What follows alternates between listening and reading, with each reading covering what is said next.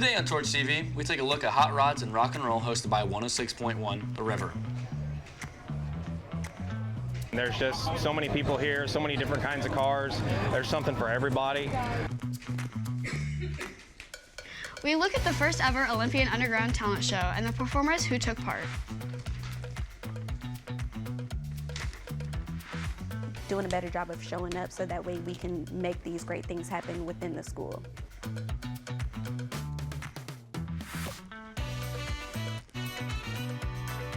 Have X in preview, roll it, and take it.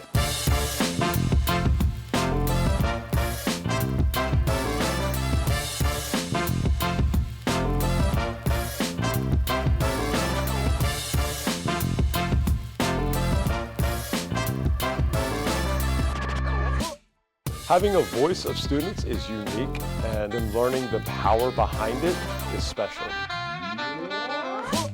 Onward, forward.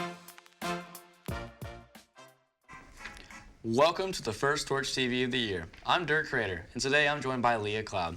Leah, how are you doing today? I'm doing all right.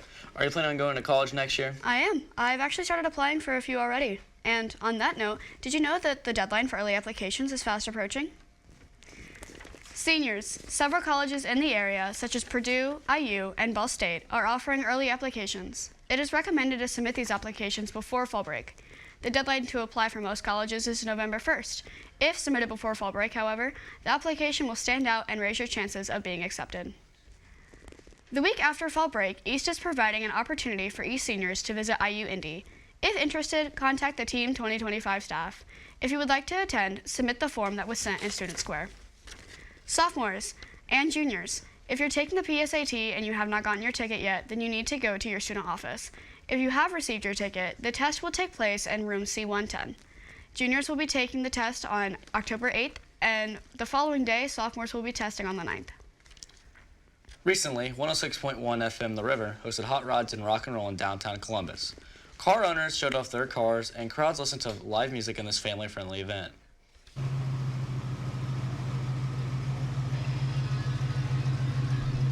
Hot Rods and Rock and Roll is a yearly event hosted by 106.1 The River. But how do they keep growing this event to what it is today? We were expecting a big turnout, and we have not been disappointed. Big crowd, looking forward to a big crowd sticking around for the rock and roll show tonight. But I think this year it looks like it's our biggest show ever, with at least 400 cars, it looks like. So it's been growing constantly over the years. Just such a wide variety of vehicles that we get. We get cars, trucks, motorcycles. We've got a NASCAR this year, so that was pretty cool to have that.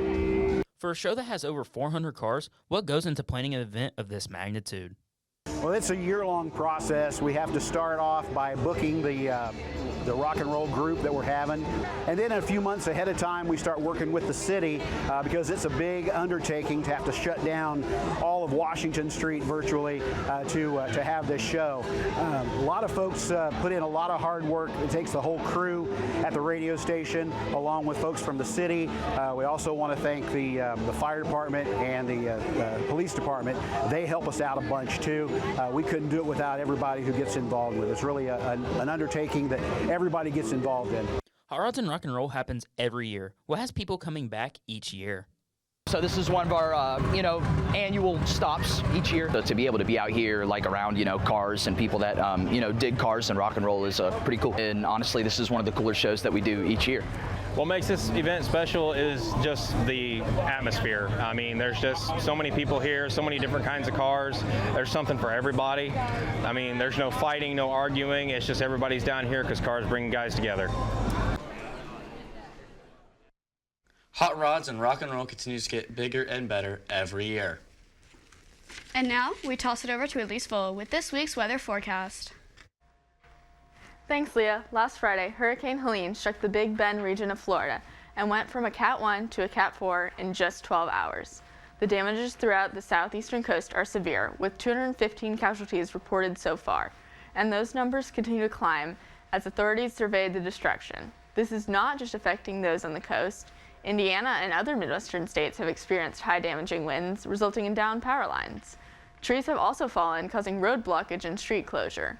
Additionally, storms have led to flooding due to the heavy rain for the past several days. Authorities and energy companies are working together currently to restore power to the community. As for today, there will be a high of 79 degrees with a low of 54 and clear. Following that, on Saturday, we will see a high of 79 with a low of 58 degrees and sunshine.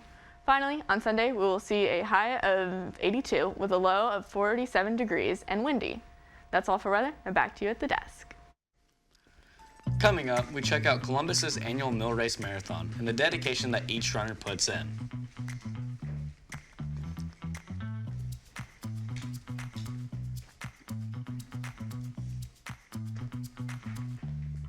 Seymour brought back a backpack rule, restricting backpacks in classrooms and bringing back locker usage.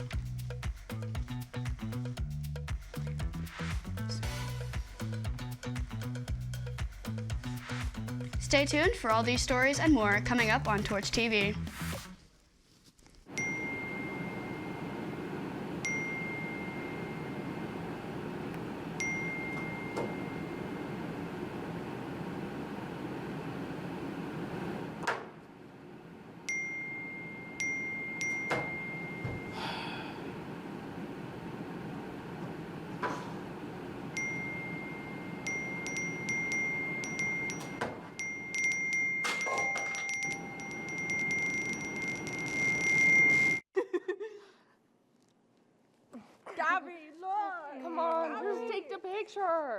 You weren't posting those pictures, right?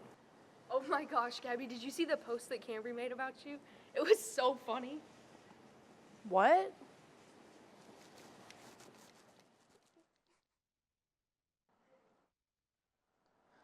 Oh my God.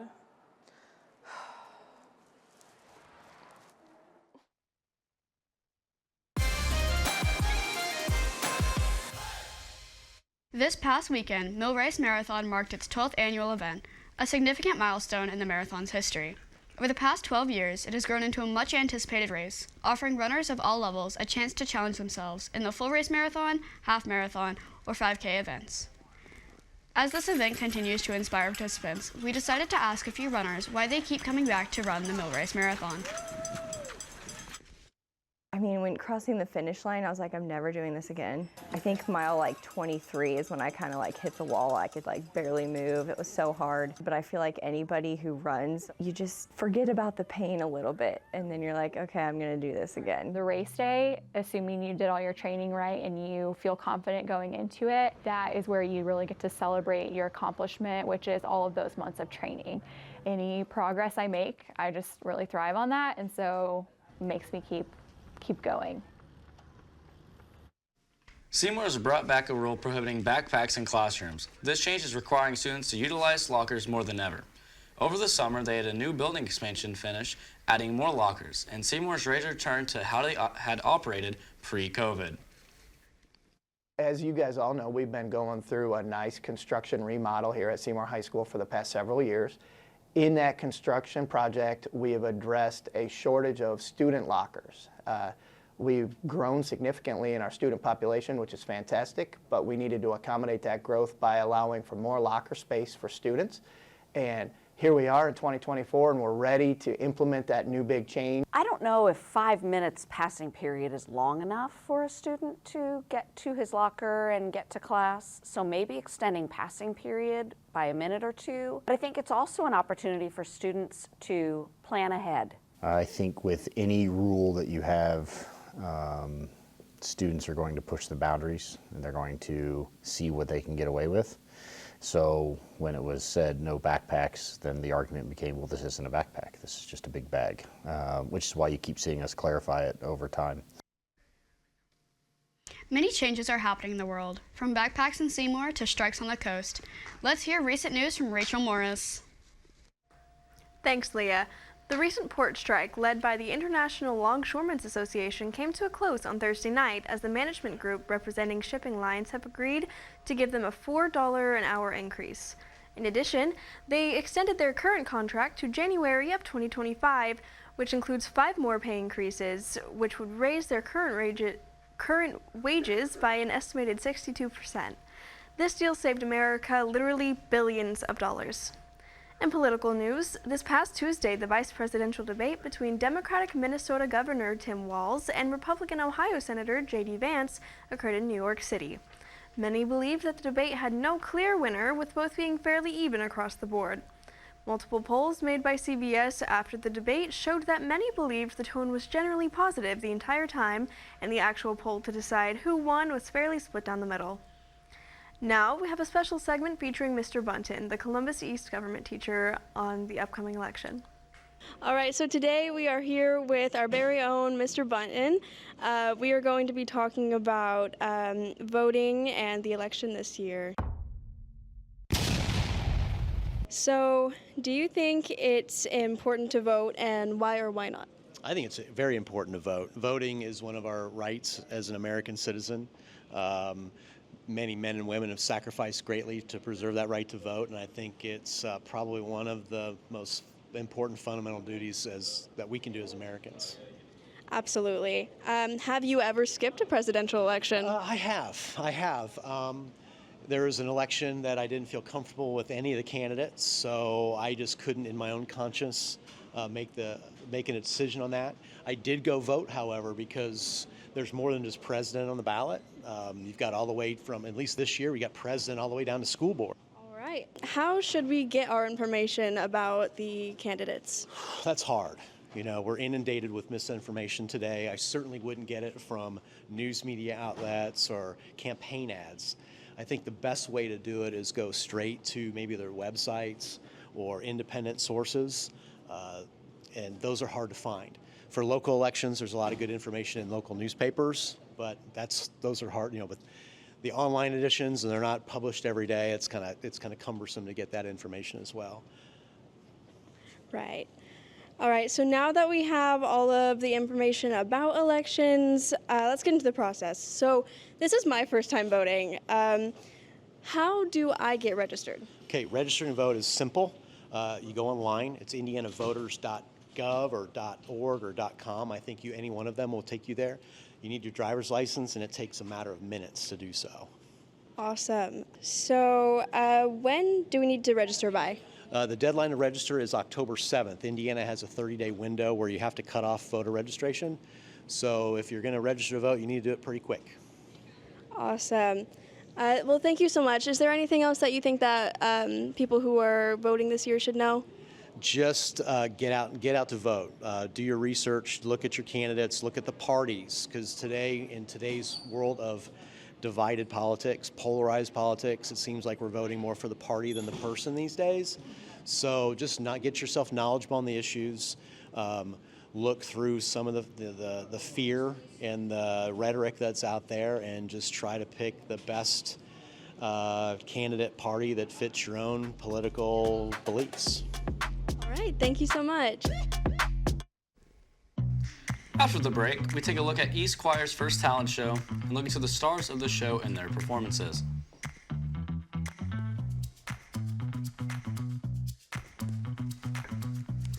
Then we talk about the Edinburgh Fall Festival and the benefits it has for the community. All that and more to come on today's episode of Torch TV.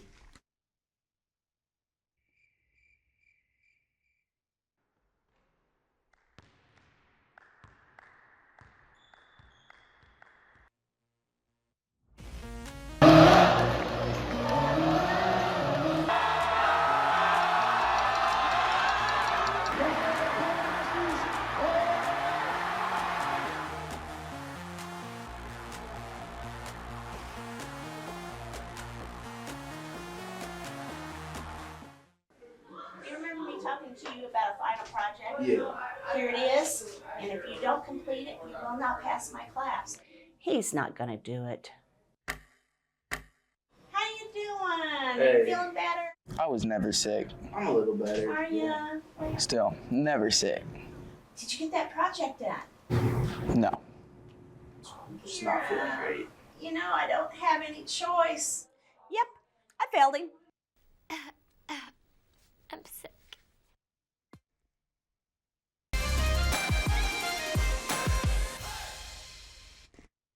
The Columbus East Choirs hosted their first ever talent show. This year, All the talent was shown in the form of singing, and it was a much smaller show than what is expected in future years. The idea behind the show was for students and teachers to have a chance to present their talent within Columbus East High School without the major commitments necessary for activities such as show choir, band, or theater. The judges were our very own Mrs. Chambly and Jenny Heichelbach, who is a local vocal coach. Though the decision was tough for judges due to the talent presented to them, they had to choose 3 winners, along with the audience, for the People's Choice Award. Using a website shown to the audience, everyone watching the show was able to vote on their favorite act. 3rd place went to Mrs. Sullivan, 2nd place, along with the People's Choice Award, went to Wyatt Mitchell, and 1st place went to the duet of Kaylee Williams and Olivia Rogers. Over 100 people showed up to support the event, and the choirs hope to see you involved next year. I just want for Columbus East, especially our teachers and our students, to just start showing up for each other. I feel like we often show up when it's competing against other schools. I know it's like a lot of stuff going on in life, but I feel like doing a better job of showing up so that way we can make these great things happen within the school. The Edinburgh Fall Festival, formerly known as the Walnut Festival, has been going on for well over 70 years. We take a look into the town that is located in 3 different counties and how the Fall Festival impacts their community. Across America, annual festivals and parades are major events in small towns. Edinburgh is no exception. I think it means a lot to the community. Many communities don't have something that brings them together like this, and so it's a chance for everybody to celebrate our town and this small community. Putting together a town festival is no joke, but everyone puts in effort to make it happen. I mean, as soon as it's over, you kind of start planning for the next year. And it's all the little details, making sure, porta pots and trash cans are secured. Well, it takes some coordination and some time and dedication. The town of Edinburgh has a population a little under 4,500 people. Fall Festival's impact assists with advertising for some of the smaller businesses that are local here in Edinburgh. This is also one of the biggest fundraisers for our Tri Kappa sorority, our Beta Sigma, and the Lions Club. And so for those organizations to be able to use this 4 days to raise money through bake sales or, just food sales or quarter board pitches, things like that, all of that money, every single penny is getting reinvested back into Edinburgh. And so that's just a really great opportunity and a huge impact that the community is able to benefit from for the rest of the year. With a new housing expansion coming into Edinburgh that'll bring in more than 950 homes, Town Council is working on new ways to improve the Fall Festival. Yeah, I think we're going to have to expand the Fall Festival. We already had sold out on our midway booth spaces within probably 2.5 weeks of putting them out there. So our wait list right now, we could more than double just the vendor opportunities that we have. I'm looking forward to having more families involved. I think really I've been around Johnson County for a while, and I think Edinburgh is sort of a hidden gem, and people, if you ask around, don't really know the good sides of Edinburgh. The Fall Festival continues to be one of Edinburgh's biggest events annually for both the Town Council and the people of Edinburgh. Now to Mason Bean with this week's sports and competitions.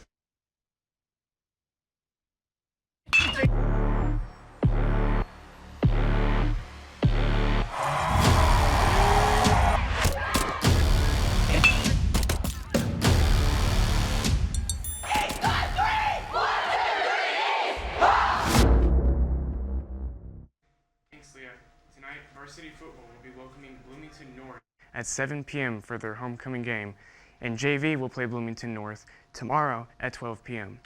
Over on the volleyball court, East will be at Madison on Tuesday at 6 p.m. and at Roncalli on Thursday at 7:30 p.m. Also, boys volleyball will be having their call-out meeting on Wednesday, October 23rd at 9:20 a.m. Finally, boys and girls cross country has their HHC conference meet on Saturday at 9 a.m. Make sure to check out ceolympians.com for all the latest information on upcoming sporting events. Good luck to all of our Olympian athletes. That's all for sports this week. Back to you, Leah. That's all we have for this week's show. From me, Elise, Camden, and Rachel, I'm Leah Cloud. And I'm Dirk Crater. Remember to take care of yourself, others, and the place, and as always, try to be the best part of someone's day.